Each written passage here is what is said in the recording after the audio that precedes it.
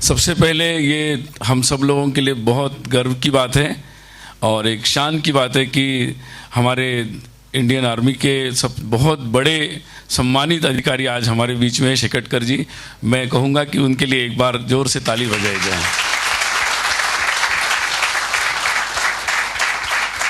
क्योंकि ऐसे आपके जैसे बहुत ऐसे लोग हैं कि जो दिन रात हमारे देश की सीमाओं की रक्षा करते हैं और जिनका अपना जीवन मतलब 24/7 सोच में, एक्शन में यही रहता है, और तभी हम सब लोग इतने शांति से आराम से बैठ सकते हैं। और हमारे पड़ोस में इतनी अच्छे लोग नहीं रहते हैं कि हम लोग आराम से बैठ पाए। ये लोग बीच में है, इसलिए हम लोग आराम से बैठे हैं, इसलिए इनको कभी भूलना नहीं चाहिए।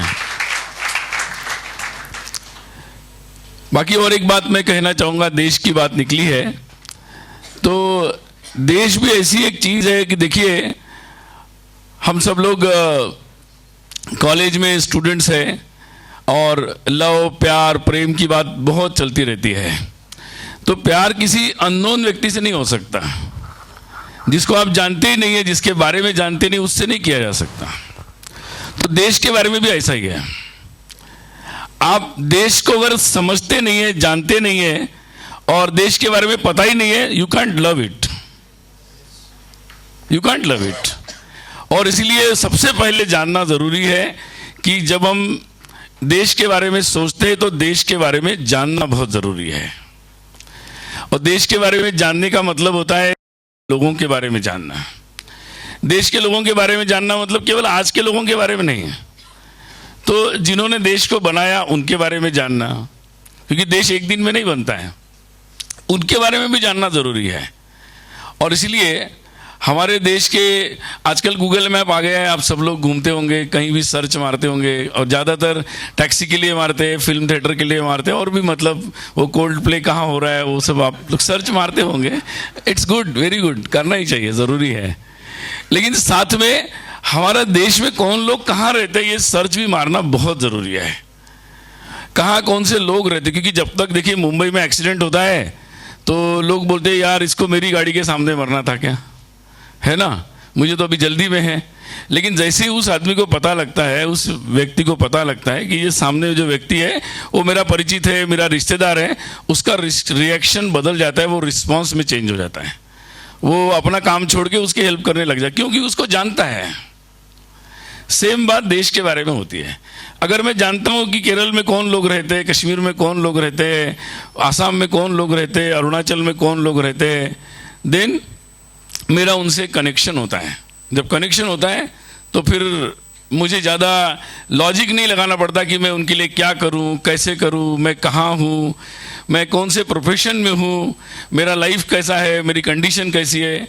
So apart from all this you just love it, you just love them. और उनके लिए आप जो कर सकते हैं, जैसा कर सकते हैं, जिस सिचुएशन में कर सकते हैं। आप फौजी है तो आप फौजी की तरह, आप फौजी नहीं है तो आप जहाँ बैठे वहाँ से कर सकते हैं। और इसके लिए कोई जगह नहीं होती, कोई पोडियम नहीं होता कि आप वहीं खड़े होकर देश के लिए कुछ कर सकते हैं। आप जहाँ खड़े वहाँ से आप कर सकते हैं। और मुझे लगता है ये सोच बहुत ज़रूरी है। और एक पॉइंट मैं इस मौके पर बोलना चाहता हूँ। देखिए ऐसा है, मतलब हमारे देश, देखिए बाकी आसपास में दुनिया में अभी तक तो ऐसा हुआ नहीं है कि हिंदुस्तान मिट गया। बहुत सारे दुनिया में ऐसे देश हैं जो आए और मिट गए। हमारा देश कभी भी जो गुलामी को स्वीकार नहीं किया, लगातार संघर्ष करता रहा है, और इसलिए हमें मिटा तो कोई नहीं सकता, ये तो बात पक्की है, दैट इज सर्टन, एकदम पक्का है, वो कोई नहीं मिटा सकता। और समय जैसा जा रहा है तो दुनिया में सबसे यंगेस्ट कंट्री है हम लोग, सबसे यंगेस्ट है। और कभी लोग सोचते हैं कि हमारे देश के पास मतलब हमारी रेटिंग्स वगैरह आजकल चल रहा है ना, अपने कॉलेज का भी कुछ रेटिंग्स होगा, तो रेटिंग्स के बारे में काफ़ी चल रहा है। मैं कहता हूँ कि ठीक है, ओके, रेटिंग्स हमारा तो कुछ कम ज़्यादा होगा। अगर हम लोग इतने ही बेकार होते तो दुनिया की बहुत सारी कंपनी हमारे लोगों को, बच्चों को उठा उठा के CEO बना रही है। हम लोग इतने ही खराब होते तो काहे को लेते हम लोगों को। तो दुनिया में हमारे पास बहुत टैलेंट है, दैट इज़ प्रूव्ड, बस हमें थोड़ा सा और सिस्टमैटिक होना है। अब वो एक्चुअली वो कंट्रीब्यूशन है। अब एक बात ऐसे कि एक बार अरुण शौरी ने एक पुस्तक लिखा था, उसका टाइटल था कल किसी ने बोला होगा, मुझे पता नहीं, wheel irons fence save the tree hollowed by the termites. Sir तो काफ़ी अच्छे से जानते हैं, तो मतलब भी आपको समझ में आ गया होगा सब लोगों को कि किसी अगर पेड़ को आप लोग फेंसिंग कर दो तो वो हवा पानी से तो बच जाएगा, लेकिन अंदर से दीमक लगी तो वो बचा नहीं पाएगा। तो सेम हमारे देश में हमारी आर्मी का जो फेंसिंग है वो तो बहुत मजबूत है। We don't have to worry about that. बहुत डेडिकेटेड लोग हमारे पास हैं। अब जो अंदर की प्रॉब्लम है वो प्रॉब्लम में हमारा रोल है, वहाँ हमारी भूमिका है। देखिए, एक होता है टेररिस्ट, एक होता है टेररिज्म, एक होता है सेपरेटिस्ट, एक होता है सेपरेटिज्म। ये जो इज्म है ना, ये इज्म का फाइट फोर्सेस नहीं करती, ये इज्म का फाइट गवर्नमेंट्स नहीं करती है। ये इज्म का फाइट जो है वो सोसाइटी का, और उसमें भी यंग स्टूडेंट्स का, और उसमें भी मैं कहूँगा the campuses in present contest, the campuses, the vibrant campuses and the strong leadership, student leadership, they have to play this role। और वो मुझे लगता है आज के समय में आज की आपकी भूमिका है। वैसे तो क्या है, देश में बहुत लोग हैं ऐसे, मैं बहुत सारे ऐसे प्रोग्राम्स हैं जिसको मैंने अनुभव किया। हमने एक प्रोग्राम लिया था, सरहद को प्रणाम। देश के कॉलेजों से लगभग मोर देन 20,000 स्टूडेंट्स देश की सीमाओं पर गए, और उनका कार्यक्रम एक ही था कि जवानों के साथ 3 दिन हम लोग बिताएंगे। मैं आपको बताऊं, जितनी भी ज़मीनी सीमा है उस हर हिस्से में ये अपने स्टूडेंट्स गए थे, और वो उनका जो अनुभव रहा वो बहुत ज़बरदस्त था। और मैं और एक बात कहता हूँ, उन्होंने केवल अपना हौसला नहीं बढ़ाया, हमारे फौजियों को भी बहुत हिम्मत मिली, बहुत हौसला मिला कि हाँ, पूरा देश हमारे साथ है।